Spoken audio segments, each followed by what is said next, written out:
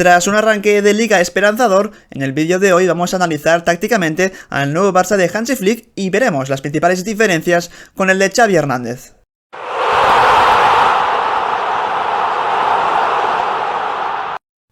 Empezamos el vídeo comparando algunos de los datos de Hansi Flick en lo que va de temporada 2024-2025 con el Barça respecto a los de Xavi Hernández en la 23-24. Empezamos por las del técnico alemán, en las que ha jugado 4 partidos con 4 victorias, es decir, pleno de victorias de momento para este nuevo Barça de Hansi Flick, y en esas 4 jornadas que ha disputado ha marcado un total de 13 goles a favor y tan solo ha encajado 3 en contra, algo que habla de una buena defensa del equipo azulgrana. Por lo que hace la temporada pasada, en esta misma fecha, es decir, con tan solo 4 partidos jugados con Xavi, el equipo ganó 3 de los 4, tampoco está nada mal, en los que marcó, eso sí, 8 goles a favor y encajó 4, por lo que encaja un gol más que este año y además marca bastantes menos goles que ahora, demostrando que ese Barça de Xavi no era quizá un equipo tan goleador como de momento lo está siendo el conjunto de Hansi Flick. Con esta comparativa ahora vamos a indagar aún más en algunos de los datos más destacados de cada equipo. Fijaos que con Flick las ocasiones claras de gol creadas son de 5.3 respecto a las 3.3 de Xavi, es decir, con Flick, y después lo veremos porque tiene mucho que ver con el aspecto táctico, pues el equipo está consiguiendo generar algo más de ocasiones que con Xavi. En cuanto a los disparos, pues un poco más de lo mismo. La consecuencia de las ocasiones claras es que se traduce en un total de disparos de 19 por 15.7 con Xavi el año pasado. La posesión, curiosamente, se hablaba de que si el Barça con Flick había perdido algo del ADN, pues tampoco es cierto, porque la posesión de momento en estos 4 partidos con Flick es bastante alta, de un 66% por un 64,6% con Xavi. Y en cuanto a los pases completados y a las recuperaciones, aquí sí que vemos algo más de coherencia, porque el equipo de Xavi seguramente pues maduraba algo más las jugadas que el de Flick. El Barça de Flick es más directo, más vertical, en pocos pases puede plantarse ya en campo rival, en 3/4. Fijaos que el de Flick tiene 496 pases completados por 540 del de Xavi, que es algo superior, y en cuanto a las recuperaciones, 47.5 el de Flick, 52.1 el de Xavi, todo esto por partido, por lo que cifras bastante similares, es cierto, pero en las que ya vemos que el equipo de Flick seguramente tiene más tendencia a generar jugadas y acabarlas con disparo, que tiene algo más de posesión y que sobre todo es un equipo más vertical, más directo, de pocos pases, de plantarse con algo más de facilidad en campo rival, que no el de Xavi, que era un equipo al que le costaba encontrar los espacios, al que le costaba quizá algo más generar, y de ahí que tenga menos disparos y menos ocasiones claras de gol creadas. Hemos desgranado un poco los datos de cada entrenador, pero ahora toca ver el aspecto táctico, que creo que al final es lo más importante a la hora de saber cómo juega un equipo y cómo juega el otro. Empezamos por el Barça de Xavi, en este partido tan fundamental del año pasado contra el Paris Saint-Germain, en el que el Barça queda eliminado de la Champions, pero ya nos fijamos en algunas diferencias importantes. La primera es que en fase de construcción, Xavi lo que hacía era meter a su pivote entre centrales para favorecer esa salida, es decir, metía a Frenkie de Jong entre Ronald Araujo y Pau Cubarsí, como digo, para favorecer esa primera línea de presión, para intentar salir buscando alguna línea de pase, por ejemplo hacia Pedri, que era el segundo hombre del centro del campo que se acercaba a la base de la jugada, con Koundé ocupando ese carril derecho, aunque no subiendo mucho, y Cancelo con algo más de proyección en ese costado izquierdo. En cambio, en el Barça de Flick vemos que el Barça también, de alguna manera, cierra con 3, pero no es el pivote el que se mete entre los centrales, sino que los 3 que cierran son 3 defensas, es decir, Koundé no está tan pegado a la banda, sino que está en una altura media junto a Cubarsí y Íñigo Martínez, por lo que cierran con 3 en los que no hay ningún pivote metido entre centrales, y el pivote en este partido contra el Valladolid era Marc Casado, pues está siempre muy cerquita de los centrales, muy cerquita de la base de la jugada para darle una salida al equipo. Pero ya vemos un poco que esta es la primera diferencia. La segunda, que Koundé, como digo, pisa poco la banda porque toda es para Lamine Yamal, la derecha, y la izquierda para Balde, que siempre tiene algo más de proyección que Jules Koundé en ese costado. Otra gran diferencia que podemos apreciar ahora en el centro del campo es la altura de sus jugadores. Fijaos que con Xavi, en la mayoría de partidos veíamos a Frenkie de Jong y a Pedri jugar prácticamente en un doble pivote a la misma altura o a una altura parecida. Sí que es cierto que había momentos donde quizás de Jong bajaba algo más que Pedri, pero siempre estaban muy juntos el uno del otro para favorecer esa salida de balón. Es decir, que de alguna manera el Barça de Xavi lo que hacía era juntar a muchos hombres cerquita de Ter Stegen para intentar favorecer esa salida de balón, algo que no siempre salía bien, porque luego a la hora de atacar, al haber tantos jugadores en la base de la jugada, pues faltaban atacantes que se incorporasen desde segunda línea. Luego lo veremos, y Gundogan, aunque es cierto que estaba bastante cerca también de Jong y de Pedri, siempre algo más adelantado y uniéndose con la línea de atacantes formada, como ahora veréis, por Rafinha, Lewandowski y Lamine Yamal. En esta otra imagen vemos un poco la repartición de alturas y de roles de cada jugador. Fijaos como Pedri suele ser el futbolista del centro del campo que más recorrido tiene, que aparece para dar salida al equipo, pero luego también con mucha tendencia a llegar hacia la zona de Gundogan, de Rafinha, de juntarse con ellos, con De Jong siendo el jugador que normalmente era el que ofrecía esa primera línea de pase a los centrales, en este caso a Araujo, que es el que tiene el balón controlado, y con un Gundogan, decíamos, algo más adelantado, juntándose con Rafinha y con Lewandowski. En cambio, el Barça de Hansi Flick no juega con un doble pivote al uso, en el que veíamos con Xavi, que era formado por De Jong y Pedri, sino que es Bernal, Casado o Eric García el que juegue, en este caso, el futbolista que ocupa la posición de pivote único, siempre muy cerquita de los centrales, ofreciéndoles una salida de espaldas a portería para intentar progresar, por lo que el Barça de Xavi era más algo parecido a un 4-2-3-1 o a un 4-2-1-3, dependiendo un poco del momento, pero el Barça de Flick es un equipo que juega claramente con un 4-3-3, siendo Bernal el pivote del equipo. Como veis, Pedri, el interior, seguramente de los más llegadores, no siempre está tan arriba, sino que también tiene la capacidad de en momentos puntuales unirse a Bernal, pero eso pasa bastante poco, como hemos visto en los análisis tácticos de los partidos del Barça durante esta temporada, y siendo Rafinha el futbolista que completa ese centro del campo de 3, por lo que con Flick vemos a un Barça seguramente jugando mucho más ancho, con muchos espacios entre líneas y con diferentes alturas entre sus centrocampistas, algo que al final le acabará funcionando, como veremos acto seguido. En la zona de la delantera también vemos algunas diferencias importantes. Fijaos que en los partidos más destacados o más importantes de la temporada pasada del Barça de Xavi, como este ante el Paris Saint-Germain, en el que el equipo se jugaba la vida y que no acabó ganando, fijaos como Xavi metía a Rafinha bastante al costado izquierdo. Normalmente no estaba tan pegado a esa banda, pero sí jugando sobre todo en ese costado izquierdo, algo por dentro, pero nunca cayendo demasiado a la derecha, porque ahí estaba Gundogan, que seguramente era el hombre más cercano a Lewandowski, y Lamine Yamal ocupando todo el costado derecho. Aquí vemos algo que es muy diferente al Barça de Flick, y es que el Barça de Xavi lo que hacía era dejar muchos espacios entre sus jugadores de ataque, es decir, no había tan pocas distancias entre jugadores, sino que prácticamente los tres de arriba estaban muy solos, prácticamente no tenían socios, y eso es lo que hacía que el equipo le costase una barbaridad generar ocasiones, porque Rafinha está muy a la izquierda, porque Lamine está muy a la derecha, y porque Lewandowski prácticamente no tiene ningún socio a su costado, salvo un Gundogan que tampoco es que esté muy cerca, por lo que el equipo le costaba mucho generar, porque fijaos todo el espacio que hay por atacar y que nadie lo hace entre línea defensiva del Paris Saint-Germain y línea del centro del campo. Por ahí hay un espacio brutal que deja el equipo rival, pero el Barça no tiene a jugadores que ataquen ese espacio, y por lo tanto pues el equipo, esas distancias tan grandes entre jugadores del Barça, hace que sea muy complicado encontrar a los hombres de arriba.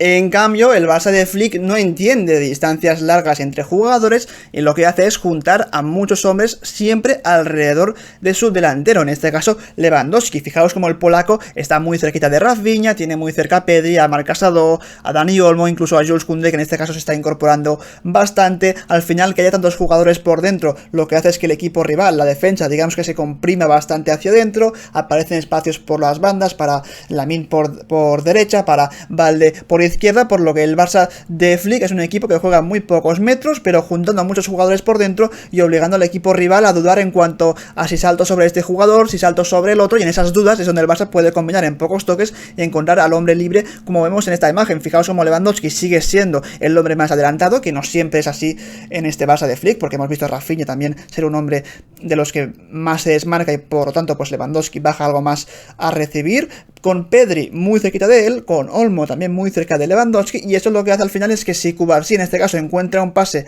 directo hacia Lewandowski, cuando el central salte sobre el polaco, siempre va a haber un hombre libre. En este caso será Dani Olmo el hombre libre, por lo que al final la idea de Flick es que los centrales, digamos, salten sobre Lewandowski, y al haber jugadores siempre tan cercanos a él, prácticamente muy pocos metros, siempre van a conseguir encontrar al hombre libre, a la solución más fácil, que en este caso es la de Olmo, porque Pedri está cubierto. Pero un poco vemos la gran diferencia entre Xavi y Flick. Mientras Xavi hay muchas diferencias o muchas distancias entre jugadores y líneas, en el caso de Flick hay poquísimas distancias, los jugadores están muy cercanos los unos de los otros, y ahí es donde aparecen las líneas de pase por dentro, que es básicamente pues la zona donde al final le puedes hacer más daño a tu rival.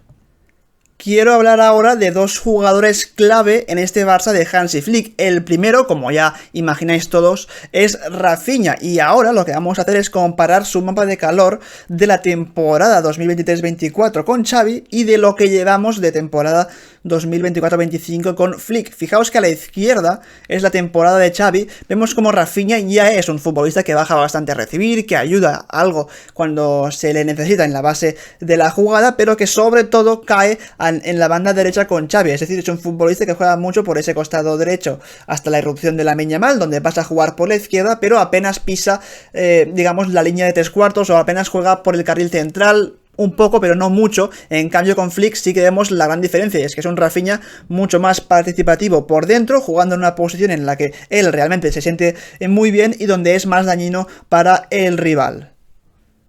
He rescatado algunas jugadas de Rafinha para que veamos un poco su impacto en el equipo. Fijaos esta, donde vemos un poco también la idea de Flick, que es la de juntar a muchos jugadores en una misma línea. Es Lewandowski el que está junto a Olmo, el que acapara un poco la atención de los centrales del Real Valladolid, algo que hace que se abra un espacio entre la línea defensiva por el que Rafinha, que es el jugador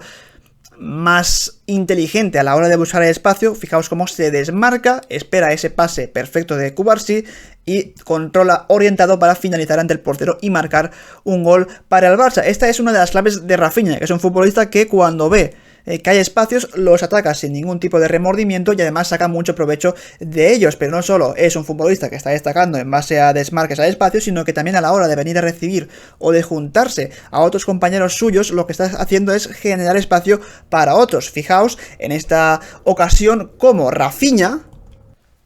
viene a recibir entre Pedri y Lewandowski el posible pase de Íñigo Martínez. Al venir Rafinha a recibir en una zona donde quizá no le esperan los rivales, hay uno de los centrocampistas del Valladolid, salta sobre Rafinha esperando que el pase de Íñigo vaya para él, y al final el salto del jugador del Valladolid con Rafinha lo que hace es liberar la marca de Pedri, que es el que acaba recibiendo el pase muy bueno de Íñigo Martínez para continuar con la acción, por lo que Rafinha no solo es un futbolista que está aportando desde el desmarque o con balón a la hora de marcar goles, de asistir o de generar ocasiones, sino que también a la hora de venir a recibir es un futbolista que está haciendo dudar a la defensa rival y consiguiendo que su equipo progrese. Aparte de eso, es un jugador que, como ya sabéis, es muy versátil, es decir, le podemos ver jugando por dentro como lo está haciendo con Hansi Flick, ya sea cayendo un poquito más por el costado izquierdo o un poquito más por el costado derecho, como vemos en esta imagen de la derecha, como también puede ser un futbolista que venga de vez en cuando a recibir muy cercano a los centrales o a los centrocampistas, por lo que estamos viendo a un Rafinha con mucha más libertad que con Xavi, que no siempre está sujeto a ese costado izquierdo o al costado derecho, y de ahí estamos viendo un poco pues la mejor versión del futbolista brasileño. El otro gran nombre de este equipo de Hansi Flick es claramente Pau Cubarsí. Y lo digo porque pese a que juega como central, o eso es lo que siempre aparece en el dibujo de la alineación, la realidad es que Pau Cubarsí es casi de todo menos central, porque suele ser incluso el futbolista que encuentra más pases entre líneas para que sus compañeros pues estén ya en una zona de mucho peligro, por lo que se podría decir que Cubarsí es el primer centrocampista del equipo y lo veremos ahora con imágenes. Fijaos en esta acción, como él tiene el balón, le encima a uno de los centrocampistas del equipo rival y rápidamente entre líneas se encuentra el pase más obvio, el pase hacia el hombre libre, que es Lewandowski. La idea aquí de Cubarsí no es tanto que Lewandowski sea el receptor del balón, sino que una vez Lewandowski reciba el pase de Cubarsí, por fin, ahora sí, pueda habilitarse la posibilidad de encontrar a Dani Olmo, porque en el inicio de la jugada, como veis, Olmo está tapado por el jugador del Valladolid, no hay línea de pase hacia él, pero una vez Lewandowski reciba de Cubarsí, ahora sí, el polaco va a poder encontrar a Dani Olmo para continuar con la acción, por lo que es un futbolista que ya no solo rompe líneas, sino que sirve para que luego el equipo también encuentre soluciones que quizá en el inicio de la jugada no había o no se podían encontrar. Vamos con más acciones, en este caso en un partido contra el Athletic. Fijaos como de nuevo el pase más sencillo aquí es el de Rafinha, que se está moviendo muy bien entre la línea defensiva y la línea de centro del campo del equipo rival, pero Cubarsí, en lugar de encontrar el pase fácil o obvio, lo que hace es buscar un pase hacia Ferran Torres, creo que es el que se mueve muy bien también entre líneas, para que el futbolista ex del City reciba en una zona de mucho peligro. Y no solo eso, sino que una vez recibe Rafinha, fijaos cómo uno de los centrales sale hacia Ferran y Rafinha es el hombre que se desmarca al espacio para intentar encontrar un posible pase de Ferran, por lo que al final Cubarsí es el que inicia las jugadas con pases que un poco lo que hacen es desajustar a la defensa rival y que permite que luego los atacantes pues ataquen seguramente la portería rival o el campo rival con muchos más espacios y con más peligro. Otra acción, esta espectacular porque, de nuevo, Rafinha se mueve entre líneas, es el pase obvio, el pase que la mayoría de centrales harían, o bueno, de hecho la mayoría de centrales en este caso lo que harían es buscar a Koundé, que es el pase más sencillo de todos, pero Cubarsí no, confía mucho en su golpeo de balón y mete un pase buenísimo para Lewandowski, superando hasta 2 líneas de presión del equipo rival para que el polaco reciba, y como veis de nuevo la consecuencia de este pase de Cubarsí es que la defensa rival se desajusta, saltan sobre Lewandowski los centrales y eso lo que permite es que se abra un espacio entre central y lateral del Athletic por el que Rafinha ataca el espacio y por el que Ferran también puede buscar un posible desmarque. En este caso Lewandowski está de espaldas, es muy complicado que encuentre un pase hacia ellos, pero la consecuencia de los pases de Cubarsí es que el equipo rival siempre se desajusta y cuesta mucho luego volver hacia atrás para corregir la posición inicial. Y una última acción donde Cubarsí encuentra soluciones para su equipo es esta. Fijaos como el central del Barça tiene el balón, como Iñaki Williams está cubriendo el posible pase hacia Marc Bernal, por lo que Cubarsí no puede pasarle el balón directamente al futbolista del Barça, al pivote del equipo, así que lo que hace Cubarsí con toda la intención del mundo es detectar ese desmarque o esa aproximación de Rafinha a la base de la jugada para entregarle el balón con un pase con muy buena tensión, con muy buena colocación, y cuando Rafinha recibe de Cubarsí, ahora sí se habilita esa línea de pase de Rafinha hacia Bernal para que el Barça pueda continuar con la acción. Y no solo eso, sino que al recibir Bernal, uno de los jugadores que estaba con Rafinha se va a por el pivote del Barça para que no pueda progresar, y al hacer eso deja libre la marca de Rafinha para que Bernal pues pueda, digamos, devolverle esa pared al futbolista brasileño, por lo que Cubarsí, clave en prácticamente todas las jugadas de salida de balón del Barça, nunca o prácticamente nunca se equivoca en un pase, los hace medidos, con buena colocación, con la fuerza justa para encontrar siempre a su destinatario, y al final ya no solo se trata de encontrar al hombre libre con un pase espectacular de los suyos, sino que una vez has encontrado al hombre libre, consigues que el rival se desajuste y aparezcan espacios para los demás atacantes. Así que hasta aquí el vídeo de hoy, en el que hemos analizado detenidamente al Barça de Hansi Flick en lo que va de temporada. De momento solo son 4 partidos, pero hay motivos para creer. A la vez hay que ser cautos, hay que ir con cierta cautela para no caer un poco en lo de vamos a ganar la Champions, vamos a ganar la Liga. No, creo que solo se está ahora en el inicio de una nueva época en la que las cosas van bien, pero evidentemente hay mucho trabajo por hacer, y de hecho hay partidos como por ejemplo la primera parte ante el Rayo que demuestran que el equipo aún en ciertos escenarios podría mejorar, pero de momento las sensaciones son muy buenas. Hemos comparado un poco al equipo con el de Xavi y vemos claramente que hay mejoras, eso es importante de cara a construir para el futuro. Y ya sabéis, este es el vídeo y como siempre nos vemos en el próximo. Un saludo, adiós.